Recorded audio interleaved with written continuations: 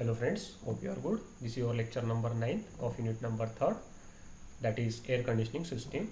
In this session we are going to look into the metering devices.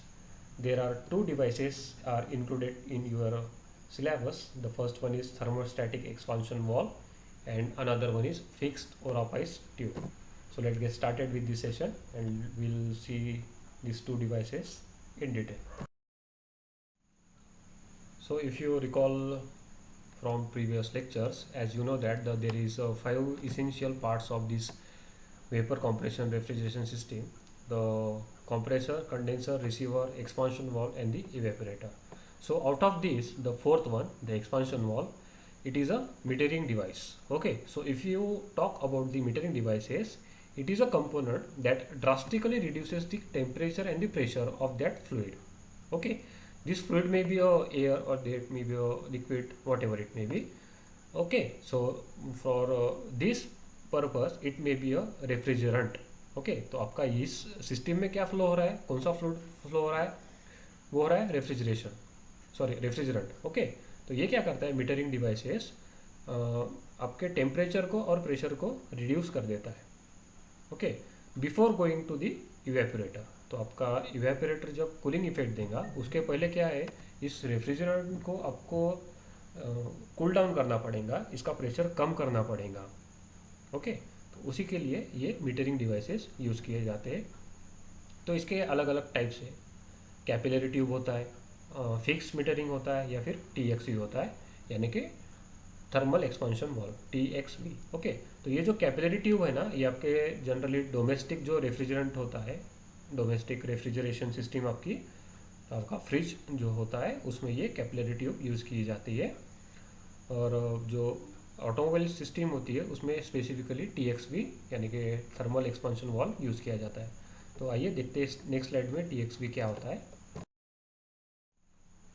Thermostatic expansion valves. Okay, so refrigerant flow to the evaporator must be controlled to the obtain maximum cooling while ensuring that complete evaporation of the liquid refrigerant take place. So this is accomplished by the thermal expansion valve. Okay, तो यहाँ पे confuse नहीं होना है आपको. ये देखो यहाँ पर TEV ऐसा होना चाहिए, आपको ऐसा लगता है, लेकिन यहाँ पे TXV होता है. पता नहीं ये ऐसा क्यों दिया गया है, लेकिन ये स्टैंडर्ड ऐसे ही है, TXV. Okay, thermal expansion valve, what ever it may be. तो यहाँ पे आप देख सकते हो कि इसका एक्चुअली ऑपरेशन कैसा होता है. तो इस फिगर को आपको देखने के पहले थोड़ा सा डिटेलिंग हम सिंप्लीफाई करते हैं इस फिगर को. तो आप थोड़ा सा फोकस करो. पहला फिगर जो दिया है वो है TXV वॉल का open condition. Okay, opening condition, sorry close condition. और जो सेकंड आपको फिगर दिया है वो है TXV वॉल की क्लोज कंडीशन. तो यहाँ पे कुछ नंबर्स आपको दिखाई दे रहे हैं. इस नंबर के बारे में यहाँ पे नीचे के थर्ड फिगर में दिया है आपको कि ये कहाँ पे कौन से कंपोनेंट को शो करता है. ओके, उसके बाद यहाँ पे आपको कुछ F1, F2 और F3 ऐसे नोटेशन दिखाई दे रहे हैं. उसी तरह से यहाँ पे सेकंड में भी F1, F2 और F3 दिखाई दे रहा है. तो इस बारे में हम देखते हैं. तो पहले देख लेते हैं कि इस नंबर क्या क्या डिनोट करते हैं. तो देखिए, सबसे पहले यहाँ पे हाई प्रेशर लिक्विड आपका एंटर हो रहा है इस TXV वॉल के अंदर, हाई प्रेशर लिक्विड. तो उसके बाद यहाँ पे फर्स्ट नोटेशन दिया है कि फ्रॉम फिल्टर और ड्रायर. तो ये जो आपका थर्ड जो कंपोनेंट था, फिल्टर ड्रायर, वहाँ से आपका ये फ्लूइड एंटर हुआ इस मीटरिंग डिवाइसेस में. उसके बाद ये सेकंड नंबर पे जा रहा है. तो यहाँ पे लिखा है आपको टू इवेपोरेटर इनलेट. तो सेकंड नंबर कहाँ दिखाई दे रहा है आपको, यहाँ पर ये जो है ये है इवेपोरेटर का इनलेट. उसके बाद यहाँ पे थर्ड नंबर दिया है कैपिलरी ट्यूब. देखिए यहाँ पर दिया है कैपिलरी ट्यूब दी गई आपको. उसके बाद एक मीटरिंग ओराफाइस दिया है फोर्थ नंबर पर. देखिए ये जो स्मॉल ओपनिंग दिख रहा है आपको, सर्कुलर ट्यूब, तो ये है आपकी मीटरिंग ओराफाइस. उसके बाद एक बॉल कॉक होता है यहाँ पर. ओके, ये बॉल ये है फिफ्थ नंबर पे दिया गया है आपको. सिक्स नंबर पे आपको यहाँ पे स्प्रिंग डिनोट कर रही है. थर्ड नंबर पर एक डायफ्रैगम दिया गया है, सॉरी सेवेंथ नंबर पे ये देखिए यहाँ पे. तो ये डायफ्रैगम जो होता है ये टू एंड फ्रो मोशन करता है. जैसे ही आपको यहाँ पे एयर ब्लो करोगे तो ये डायफ्रैगम ओपन होगा, अप सेक्शन में चले जाएगा. और जैसे ही आप उसको इसके नीचे का फोर्स निकाल लोगे तो ये उसके ओरिजिनल पोजीशन में आ जाएगा. ये जो डायफ्रागम है ये आप काफ़ी सारे डिवाइसेस में यूज़ होता है, आपको इसके बारे में जानकारी होगी। उसके बाद 8 नंबर जो है आपका रेफ्रिजरेंट फ्लो हो रहा है यहाँ पे सिस्टम्स के अंदर। और 9 नंबर जो दिया गया है वो है pressure compensating tube. Okay, pressure compensating tube, ये जो थर्ड पार्ट दिख रहा है एक्स्ट्रा, यहाँ से डिटेल्स बताया गया आपको, ये है प्रेशर कंपेंसेटिंग ट्यूब। तो अब देखते हैं कि इसका F1, F2 और F3 क्या होता है। तो देखिए first F1, the temperature sensing capillary tube. Okay, it is a temperature sensing capillary tube, it is sealed tube filled with the refrigerant. तो ये जो आपका F1 है, ये एक टेम्परेचर सेंसिंग डिवाइस है जो क्या करता है, एक कैपिलरी एक्शन का एज अ प्रिंसिपल यूज़ करता है। ये सील किया हुआ होता है और इसके अंदर रेफ्रिजरेंट फिल कर दिया गया होता है। तो this refrigerant is also field above the diaphragm. तो ये जो आपका 7 नंबर के ऊपर जो है, देखिए यहाँ से कनेक्शन ऐसा दिखाई गया है, इसलिए ब्रेक इसलिए दिया गया है क्योंकि ये कंपोनेंट कहीं भी मूव कर सकते हो, फ्लेक्सिबल है, जरूर नहीं कि इसे रिजिड होना चाहिए, इस सिस्टम के साथ ही होना चाहिए, इसे कहीं भी मूव किया जा सकता है। Okay, the capillary tube sensing bulb, यहाँ पे थर्ड नंबर दिया गया है आपको, किधर दिया है, ओके ये थर्ड नंबर के अंदर, the capillary sensing tube bulb is attach to the evaporator outlet tube surface. तो इसको ये जो थर्ड नंबर है वो इवेपोरेटर के आउटलेट को अटैच किया गया होता है। उसके बाद F2 को देखिए यहाँ पर, a pressure compensating tube, this is a hollow tube connected to the evaporator outlet tube and the sensors, sorry, it senses the pressure of the R134A refrigerant leaving the evaporator coil। तो ये क्या करता है, ये जो part आ रहा है आपका, ये एक्चुअली इवेपोरेटर के पास आ रहा है। देखिए यहाँ से हाई प्रेशर चले जाएगा, लो प्रेशर आएगा आपका इवेपोरेटर के पास, फिर से इवेपोरेटर का एक कनेक्शन आपके F2 को दिया गया है। किस लिए, क्योंकि ये सेंस करेगा कि आपके इवेपोरेटर में एक्चुअल प्रेशर कितना है, उस हिसाब से ये आपका TXV वाल्व खुद को रेगुलेट करेगा। वो सेंस करता है कि अगर ये प्रेशर ज़्यादा है तो यहाँ पे वो प्रेशर कम करेगा, अगर प्रेशर कम लग रहा है तो यहाँ पे ज़्यादा लगेगा, वॉट एवर इट में बी, वाइस वर्सा। ओके, सो आपके ये R134A का रेफ्रिजरेंट का टेम्परेचर और प्रेशर सेंस करता है। Other XP valves may not use this tube as pressure is provided internally with in the wall. तो ये कुछ केसेस में इंटरनली प्रोवाइड किया जाता है, कुछ केसेस में एक्सटर्नली प्रोवाइड किया गया है।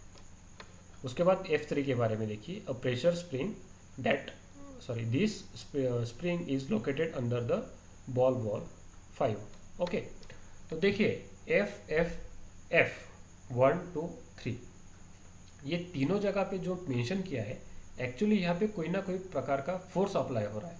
देखिए F1 में इंटरनल रेफ्रिजरेंट जो फिल गया है उसका फोर्स अप्लाई हो रहा है, F2 में जो इवेपोरेटर में से फिर से आपका सेंस हो रहा है, ये यहाँ पे सेंस कर रहा है, फिर से एक बार क्रिएट कर रहा है प्रेशर। और ये जो थर्ड स्प्रिंग दी गई है आपके 6 नंबर पे, देखिए यहाँ पे क्या है, स्प्रिंग, ये स्प्रिंग भी जो है एक प्रकार का प्रेशर अप्लाई कर रही है। तो इसी वजह से इसे F1, F2 और F3 दिया गया है।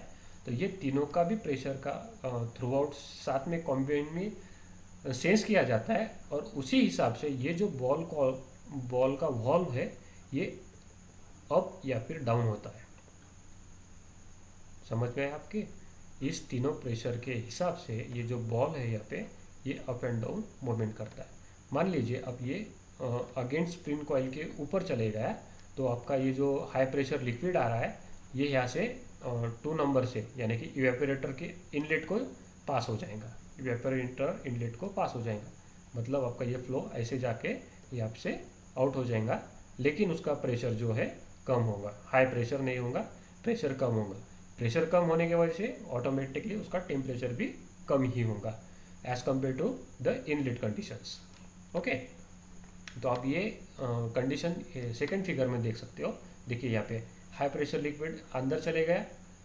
ओके, ये बॉल कॉल के जो थोड़ा सा आपको ओपन ऊपर के कंडीशन में था, क्लोज था, तो यहाँ से रेफ्रिजरेंट को जाने के लिए कोई मौका नहीं था।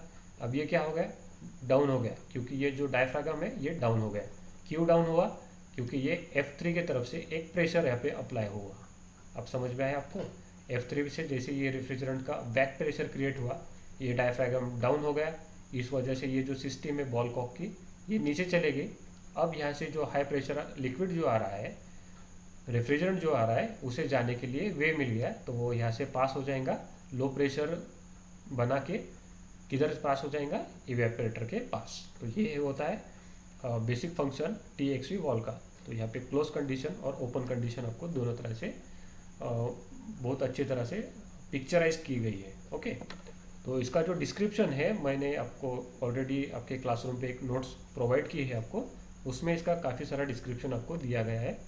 और मैं एक क्लासरूम के एक एनिमेटेड वीडियो भी आपको एक अपलोड कर दूंगा, ताकि आपको इस अच्छे से इस वॉल के बारे में समझ में आ जाए। ओके, तो ये हुआ आपका पहला metering devices, that is TXV wall. Metering device देखते हैं कि ओराफाइज ट्यूब क्या होता है।